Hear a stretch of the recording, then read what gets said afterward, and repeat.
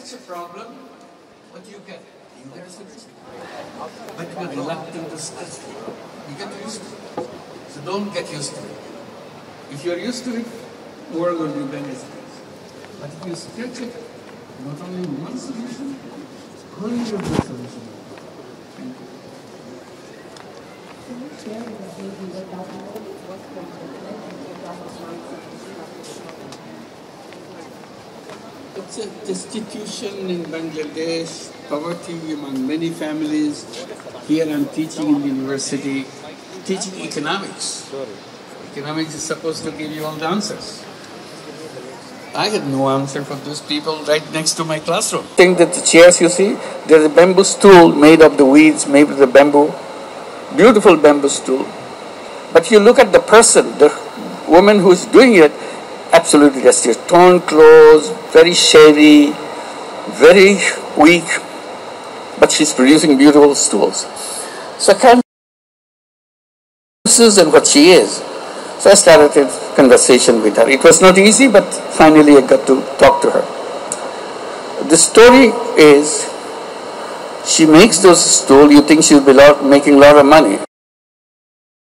So a trader from the town comes, buys her stool, and gives her the money to buy the bamboo for the next batch.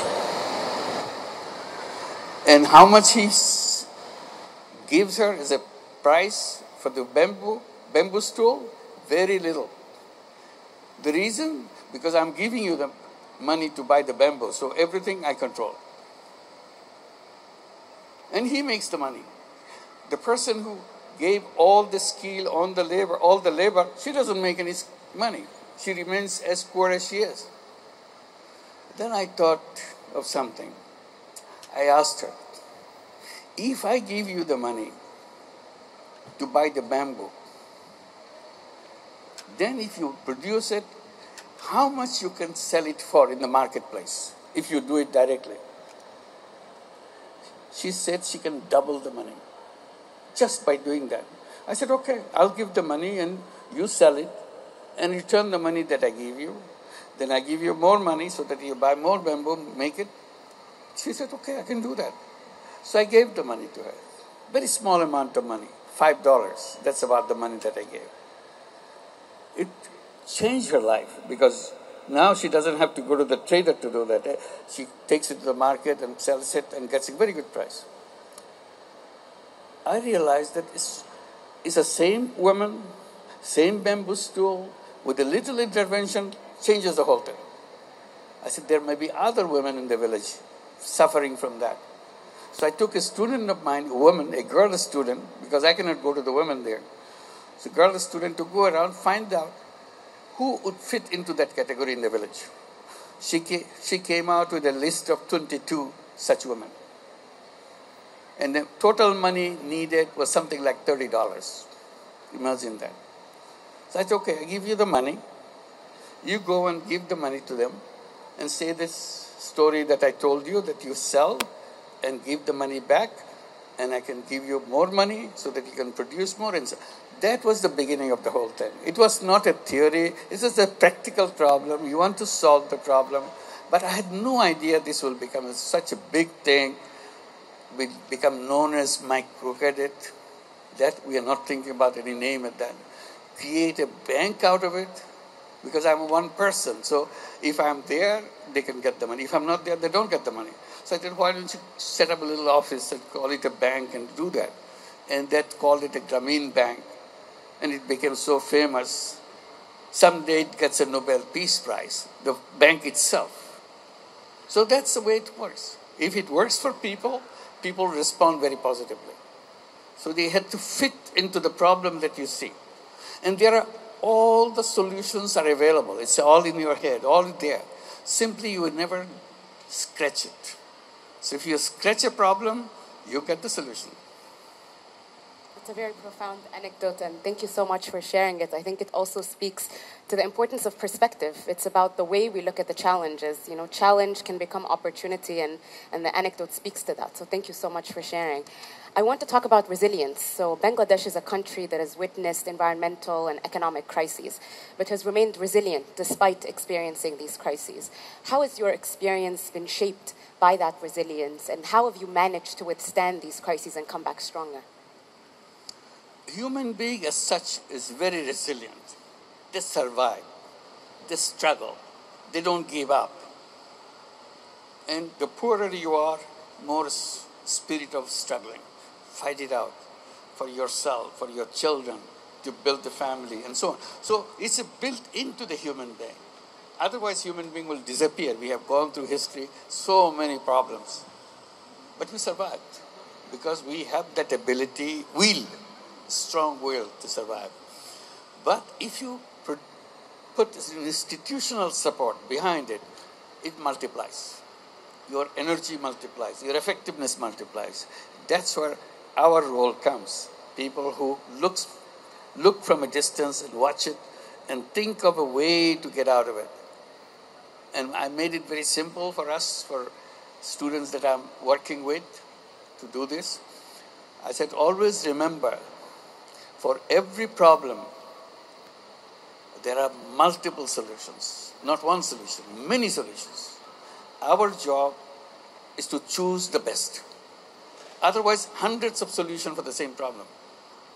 Some are very good, some are middle class, some are low, some less effective. One is very powerful.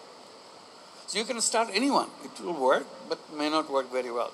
But you have the patience to study, look at the one which works beautifully and applies to many rather than few. So that's our job, to look at the solution, batch of solutions, pick the one which works the best, and then follow it up. If you multiply, if you found solution for one person, it worked. I can guarantee you it will work for the second person too. It will work for the third person too. So it's a very easy thing. All we have to do, find the first solution. Once you've done that, it applies to the whole world. Nobody is away from that because all are human beings. We did it in a remote village in Bangladesh, Jobra, where we started this little thing. Who knew someday in future it will be done in the United States? It's all over the United States right now, among many other countries. It's not just one country, many countries. But to see it happening in the United States, it gives a shockwave to people. What? They need this little money in the United States. They have poor people in the United States. There are lots and lots of poor people in the United States. You don't see them because government gives them subsidy. Government gives them a check to take care of yourself. So you hide the poverty. Many countries cannot afford to do that. They don't have enough money. Government doesn't have enough money to pay everybody to survive, so on. So you see that poverty very clearly. So some people thought, why don't we bring it to the United States? In 2008, they created called Grameen America. Everybody laughed. We don't need Grameen America. This is not Bangladesh. This is not a poor country. And the people who organized it, they said, no, it's not a poor country, but there are lots of poor people in the country. This is a rich country with lots of poor people. So that's what they did. Now, it is in 35 major cities in the United States. You name any city, probably this is one of those 35 cities. They have microcredit program addressing exclusively to women. Loan size starts with $500, $600, under $1,000. For them, $600 is nothing. But the poor person, for $600 changes her life. So we started there. It grew and grew over the years. Last year, we lent out over $1.5 billion in tiny, tiny, tiny loans all over the United States. And every penny comes back. So it's just an idea. First they said it worked in Bangladesh, it will never work in anywhere else. I said, why not? People are people. They need money. So it started another country, another country, another country. So global. Somebody said, we have to do it in the United States. I'll give the money. You come here, do it. I said, okay, we'll do it. And now it's all over the United States. I said last year, the total money that we lent out was $1.5 billion. If you go 4 years from now, our projection is it will be $5 billion a year. So fast it goes because everybody wants that money. That's it. For sure, and I think it also highlights the fact that it's really about, like you said, turning your ideas into actions, and oftentimes people can be dissuaded by pursuing their ideas because they don't believe they're going to turn into the next big Nobel Prize winning concept, but sometimes they do. And so we're honored to have you. But on that note, I also want to talk about specifically today's global climate, one that's dominated by fatigue. We're facing a series of complex, interconnected challenges, and youth can oftentimes feel like they don't have the agency or capacity to address these issues. So what would your advice be to youth? Just before we hosted you, Your Excellency, our youth ambassadors were on the stage debating how they can reconcile sustainable development and eradicating poverty. It's no simple feat, but you understand, and as I'm sure you're aware in your experience, the complexities that underlie tackling two very complex issues. It can result in people feeling like they can't tackle either. So how do we restore hope for youth in tackling both of these issues and global issues at large? See, we are used to seeing things in the same way that we always seen it. We don't want to change our perspective. If you look at the problem same way over and over again, you'll see, it can't be solved. All it needs, change your position. Look at it as some other angle, from different directions. And suddenly you see, there is another way. You have a solution. Environmental problem is not created by nature. Nature didn't create it. We human beings created it. Because we are so happy doing the way we do things, ignoring what damage we are doing to the world, what damage we do to the nature. We continuously damage the nature. To give just one example, there are many, many, many ways we do that. One example, we created a civilization which is based on waste production. We all continue to produce waste. We are very skillful in producing waste. We created an economy which is a waste producing economy. They're always asking you, buy. You don't even think why I'm buying it. It's fun to buy. It looks good to buy. I enjoy buying. The more you buy, the most waste you create. You see, the whole economy is waste creating machine. Every day it's getting worse. It produces more waste than before. We promote creation of waste. Big sign is buy. New fashion. Fashion industry is nothing but force you to buy. You have a shirt? No, you need a different shirt, a different color, different thing, different cut. You don't need a shirt, but they force you to buy, not beating you up by always saying, you look good. Then you buy. They're continuously bombarding you to produce waste. And you fall victim. Then they say, bargain. So they're trying to pull you to produce waste. Sale. Discount. All the trap to produce waste. And we are enthusiastically producing waste. You don't need it, you buy it. If you buy only what you need, you create a completely different economy. You don't produce waste. The waste is creating the problem. This world is becoming a graveyard of waste. Will disappear.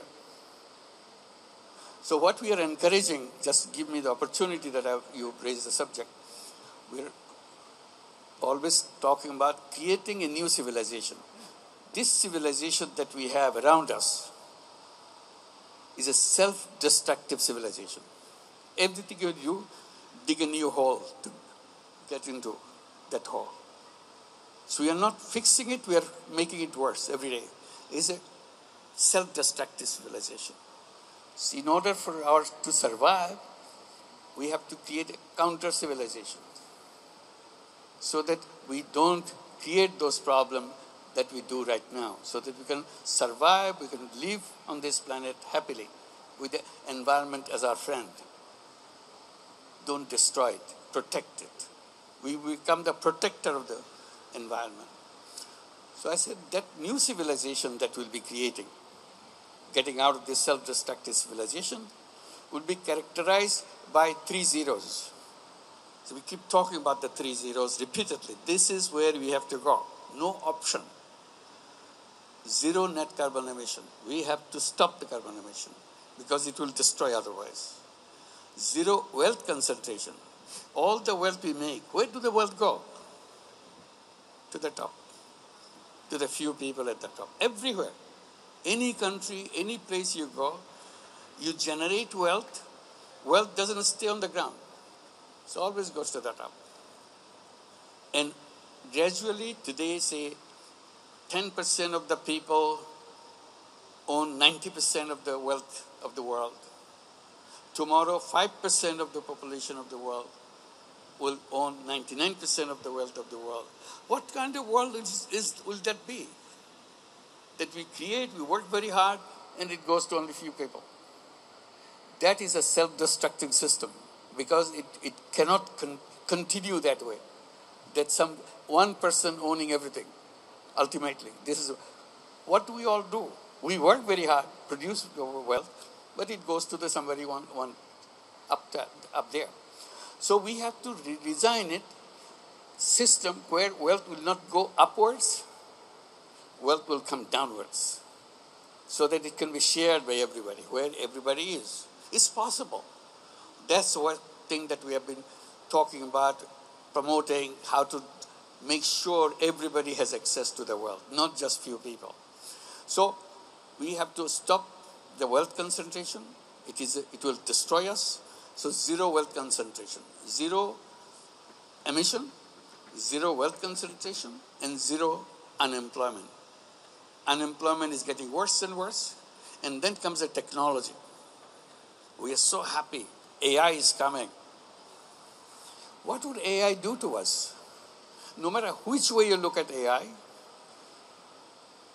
that will squeeze our space for working. Because everything will be done by the AI. It's cheaper, better, easier. No labor unrest. Don't worry about giving bonuses. AI doesn't ask for bonuses. Don't look at that. So very handy. So gradually people move in there. What happens to us as human beings? Surrender?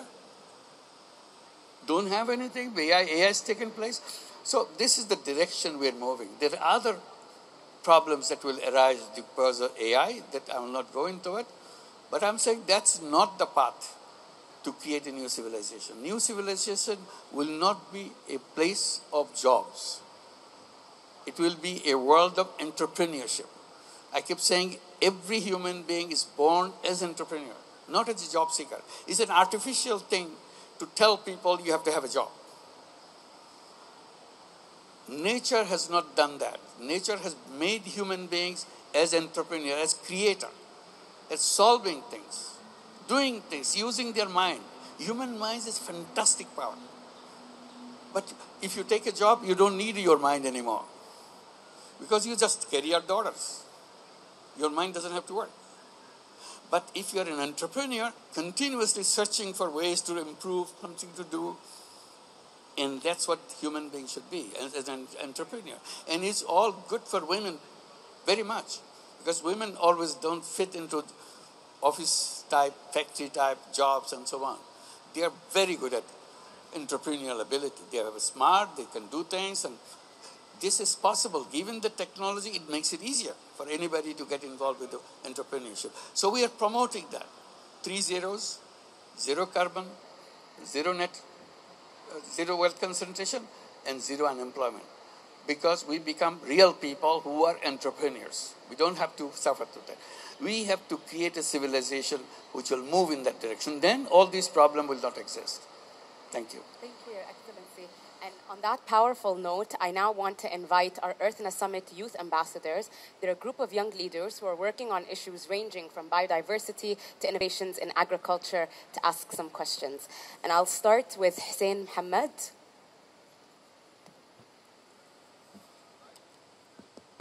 Is it working? Yes.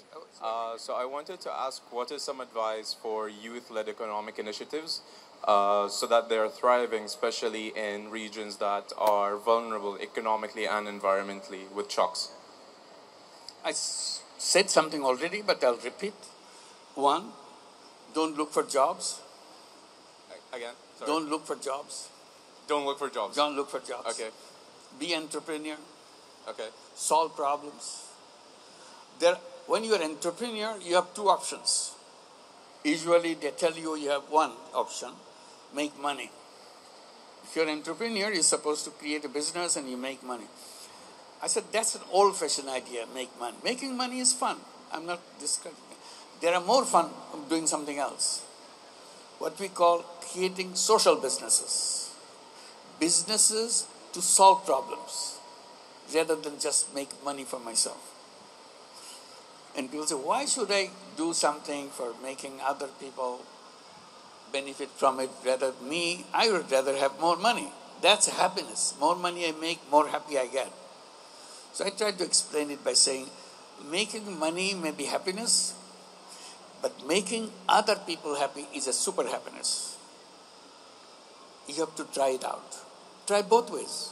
Try a business to make money, create a business to solve problems. There are so many problems of the people. Environment is a problem. You can create a business to help the environment. And that will be a social business because you don't want to make money for yourself. You are doing it as a business so that it is sustainable. You can return the money to reinvest it so that you can expand it.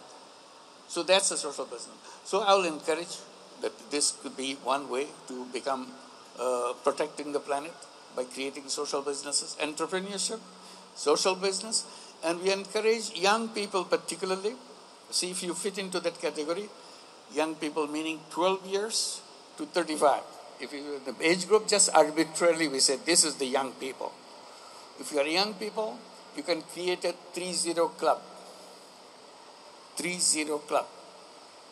Take 5 of your friends with the same age group, create a club of 5 people.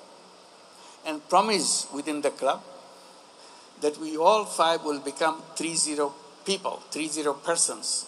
Meaning each one will promise, I will not contribute to global warming. It will be zero emission. So I cannot change the world, but I can change myself. I will not do anything which will add to emission. So I figured out, what do I do every day which adds to emission? So I see, I do this, it adds to emission. I do this, it adds to emission. So gradually I said, I will not do all the 10 different things which add to emission. I'll do only 9. And if you succeed, I said, I'll do 8, 7, and so on. Finally, 0. I don't do that. I will not do anything which will lead to wealth concentration. And then I figured, what do I do to submit to the wealth concentration? And I want to stay away from that. I should not be the cause of the problem of the planet. I will be the solution of the planet, not the problem of the planet.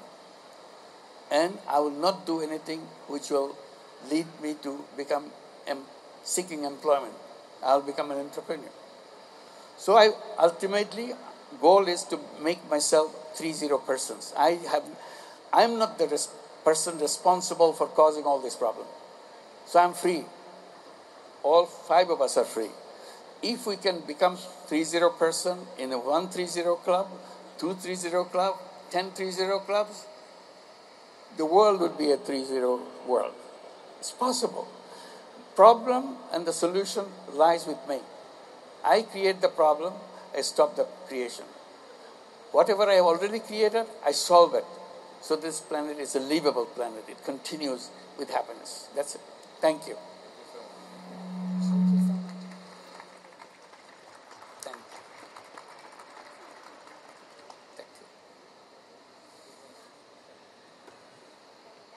Ambassador that will be asking a question is. Okay, go ahead. Okay. Hello, my name is Asmahan, and my question is, in your opinion, what are the 3 biggest challenges to advancing a future that is fair, resilient, and sustainable? What are the... Okay, so what are the 3 biggest challenges to advancing a future that is fair, resilient, and sustainable? Yeah, I just gave that answer. To make it a sustainable world, the first step to do, I become a member who is contributing to sustainability to the world. I'm not waiting for the big leaders to decide in a big conference, in the big summit to decide. Before they decide, I decide. This is my planet. I want to make sure I do not contribute to the problem because I'm the cause of the problem. If I don't cause the problem is solved. So that's the direction I'm trying to encourage young. And young people love that, to be active and participate. They don't want to see this planet disappear or this planet make so much harm to the people. Young people don't want that. They think differently than the older generation. Older generation has different kind of ambition, different kind of vision for their future. But the young people want to be conscious. And they are, globally. Because of the technology, because of the closeness of each other, they want to encourage each other and make sure they protect the safety of this planet to survive. The way we are going now, there is no chance of survival. It's not possible. So that's why I'm saying we have to reverse the process. And that's where we talk about creating a new civilization. I say it very strongly because without creating a new civilization, new way of thinking, new way of doing, that's a new civilization. This cannot be stopped. We are in a disaster path. We are coming closer and closer every day. We don't want to go that way. We want to turn around to make sure we are in a safe path, not a danger path. That's it. Thank you. Thank you, Your Excellency, and thank you, Asmahan. We'll take one last question in this discussion. Please raise your hand and you can get the final question.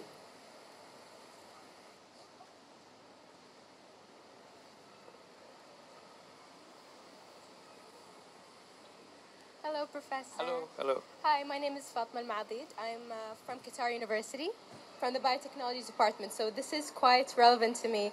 And I'm sorry, I'm going to read, if that's okay. I just want to make sure I get everything.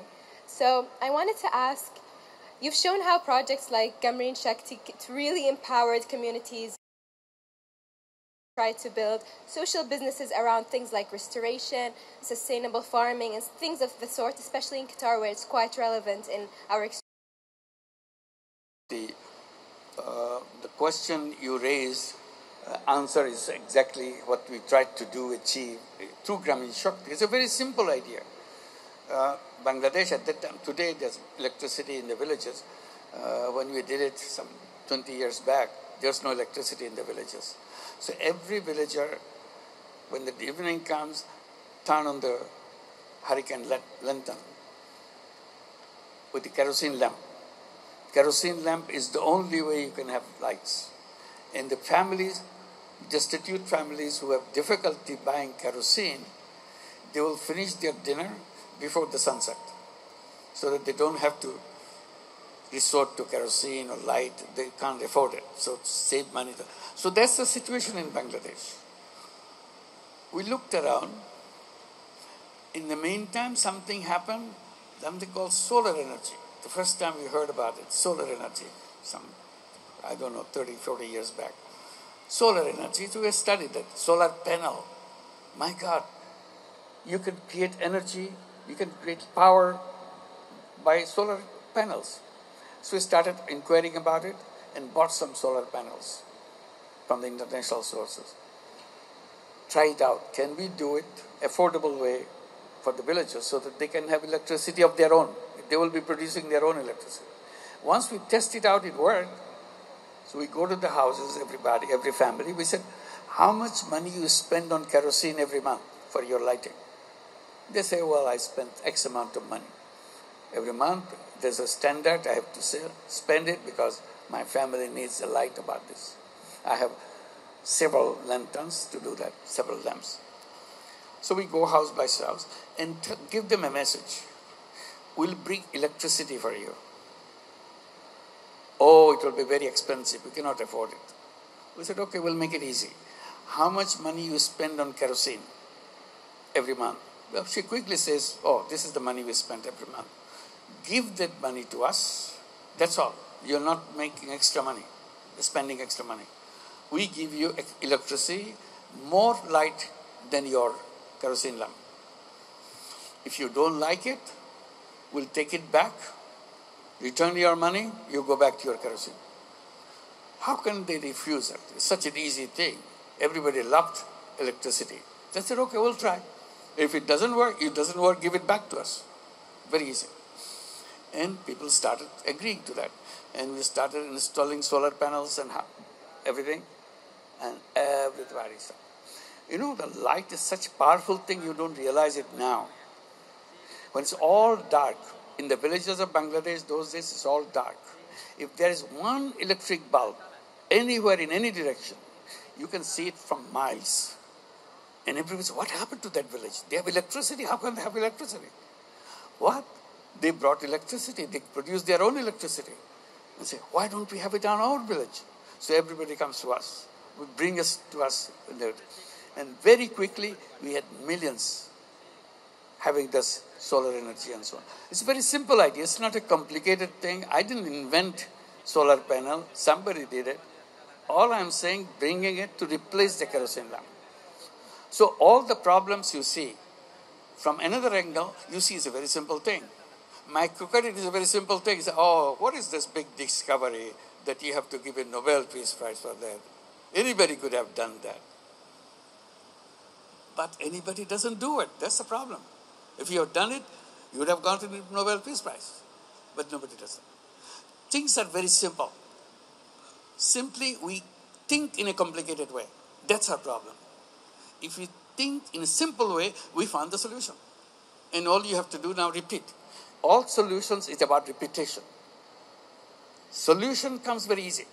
Repetition, you get tired. You say, oh, no, I've done it, it's worked, it's all right. You give up. Don't give up. Pursue it. You can change the whole world by just one tiny little thing. Every one of you, every one of human beings can change the world. Just one tiny little thing. You just concentrate one little problem and make sure you have the solution. If you have the solution, the world will be changed completely. That's the way. It's easy. Thank you. Your Excellency, this was really powerful. Thank you so much for making the time. I feel inspired. Our youth ambassadors are inspired. Our audience is inspired. Thank you for sharing your insights. And I encourage you all to continue thinking about these questions beyond the session. And just join me in thanking His Excellency for